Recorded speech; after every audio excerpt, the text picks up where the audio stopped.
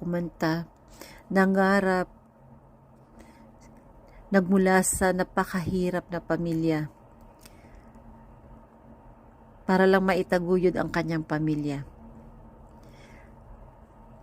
Kaya nakakalungkot po na makikita natin siya na napakagaling, napakahusay kumanta, at yung bigla-bigla siyang pumanaw.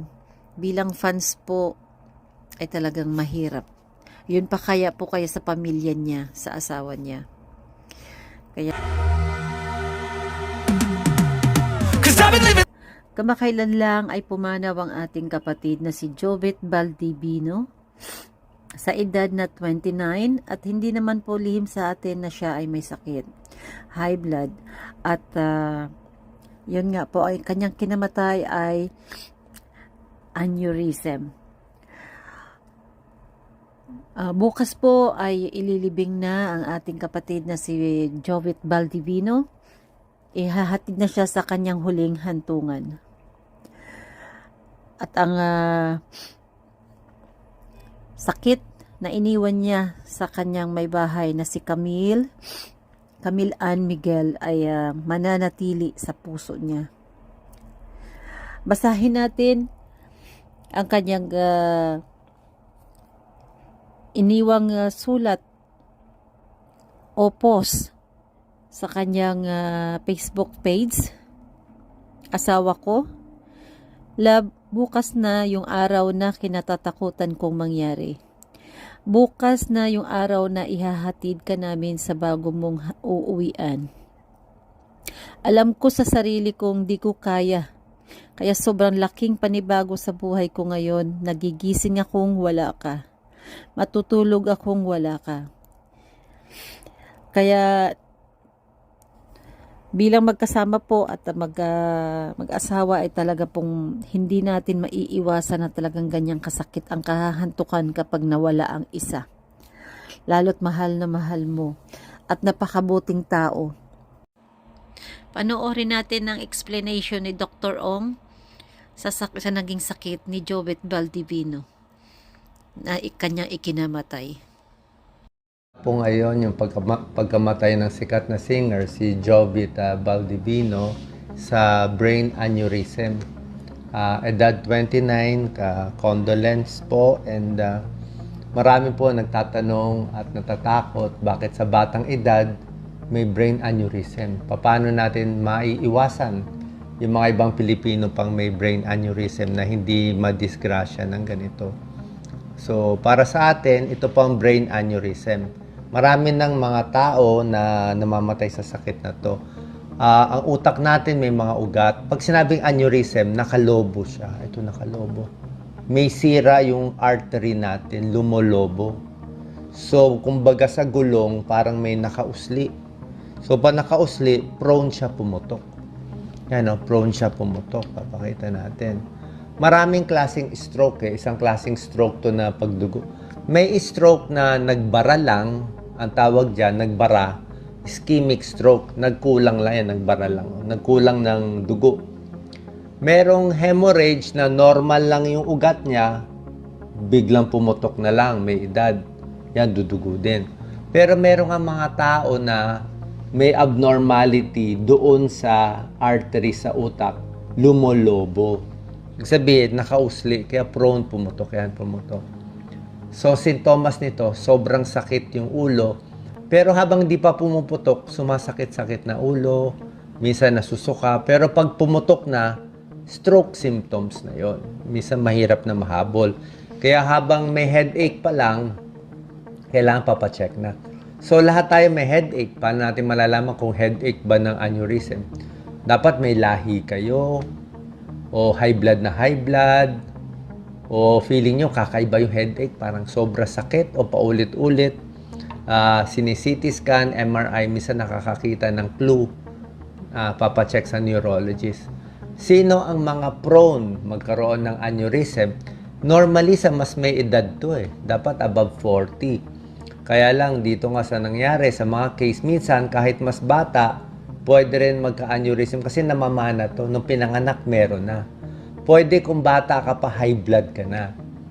Like, possible matagal ka ng high blood, kahit 29 years old ka pa lang, high blood ka na, stress ka na, very stressed, baka naninigarilyo, kung may bisyo man, o baka may injury na bagok ulo, lahat 'to nakakadagdag. Kung may blood pressure na hindi nakokontrol, yan, smoking, yan ang mga risk factors natin. Ito po, ganda ng mga pictures na papakita pa paano pumutok. So pag may high blood, kaya sabi ko nga lagi, maganda yung amlodipine sa high blood, control ang blood pressure. Kung 120/80 lang ang blood pressure mo, hindi yan puputok. Pag na-stress ka, nagalit ka, o kumakanta ka, napagod ka, nag-irik ka, o na-strain ka, di ba? Yan, no? Matataas ang pressure sa dugo, mas mapupunit. Pag napunit, lalabas dugo, may stroke, mapaparalyze. Pag dumami yung dugo, nakamamatay. Okay? Kahit maliit lang yung aneurysm, hindi po maganda. Pag na-stroke na, may hindi na makasalita. Maraming tao may aneurysm, di nila alam, hindi naman pumuputok. Merong swerting gano'n siguro, nasa hugis ng aneurysm. Yan, no? So, pag pumutok na, sobra na sakit ang headache. Matigas na yung leeg, nagsusuka na, nawawala ng malay. Pero gusto natin mahuli to habang nag-uumpisa pa lang. Yan, no, pumutok na yan. Gusto natin, habang nag-uumpisa pa lang, leaking pa lang, ito gusto natin. Yung nagli-leak pa lang, konti pa lang yung punit. Yan, no? Kung konti-konti pa lang, mag-headache na yan. Yan, no? Mas mahuhuli natin. Papa-check up tayo sa doktor pag sobra sakit ang ulo, may lahi kayo ng aneurysm, o kahit yung high blood lang, dapat makontrol. Kaya nga, kung di natin alam, dapat wag lang masyadong pressure. Wag lang masyadong stress. Relax lang muna. Ayan, no? Alcohol, hindi rin maganda. Mas nakaka-prone din sa brain hemorrhage, brain injury, nababagok. Congenital defects, smoking, drug abuse, lahat ito, risk factor, stress. O, hindi natin alam ano? So, yan po, namamanhid, naglalabo mata, depende kung anong lugar ang may stroke. Tapos, anong gagawin? CT scan kung may bleeding na or MRI. Pero kung wala pa, ang ginagawa ng neurologist, angiogram, cerebral, hindi heart angiogram, cerebral angiogram, para makita yung may abnormality, may nakalobo.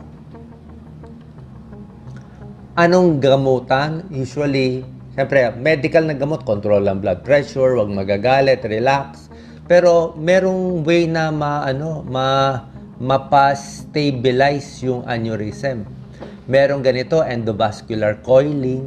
Ayan, ang mga neurosurgeon, may nilalagay na parang alambre, kino-coil para mag-stable siya. No? Ginagawa po to, life-saving to. Ayan, coiling. Meron din iba, may clipping of aneurysm yung iba. Parang nilalagyan ng, binubuksan yung sa utak, tapos parang nilalagyan ng paper clip.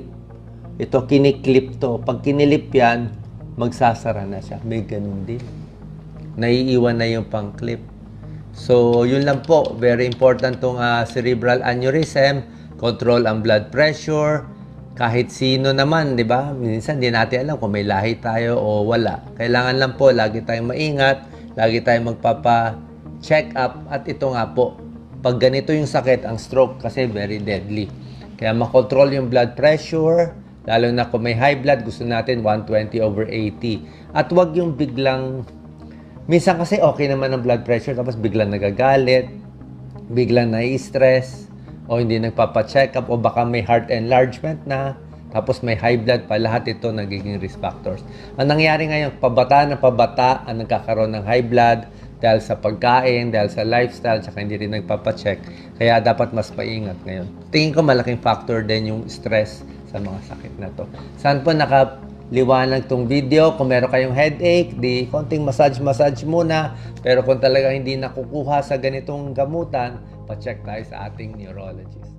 Sila nakagraduate na. Talagang masakit nga mawala siya. Siyang na itinuturing niyang higit pa sa kapatid. Para sa akin, sobrang sakit. Dahil pag napunta